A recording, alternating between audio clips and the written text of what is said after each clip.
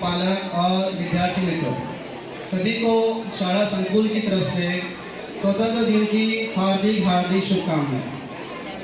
प्यारे बच्चों, हम पिछले साल से भारत का जो है अमृत महोत्सव, आज़ादी का अमृत महोत्सव सेलिब्रेट कर रहे हैं। और पिछले साल हमने इसी आज़ादी का अमृत महोत्सव के तहत हर घर तिरंगा मुहिम जो है कामयाब तरीके से रावी है।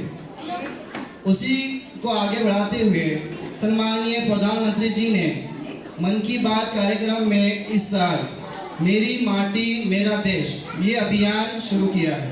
तो 9 अगस्त से 15 अगस्त तक मेरी माटी मेरा देश ये अभियान चलाया जा रहा है, जिसके तहत 9 अगस्त से ही विविध कार्यक्रम जो है लिए गए हैं और उसी की ये कड़ी है। आज जो प्रोग्राम हम मनाने वाले हैं, ये प्रोग्राम है सांस्कृतिक कार्यक्रम।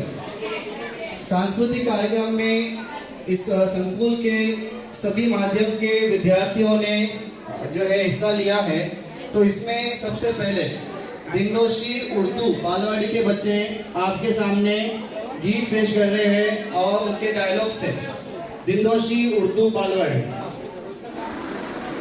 जोरदार तालियों के साथ इनका वेलकम कीजिए।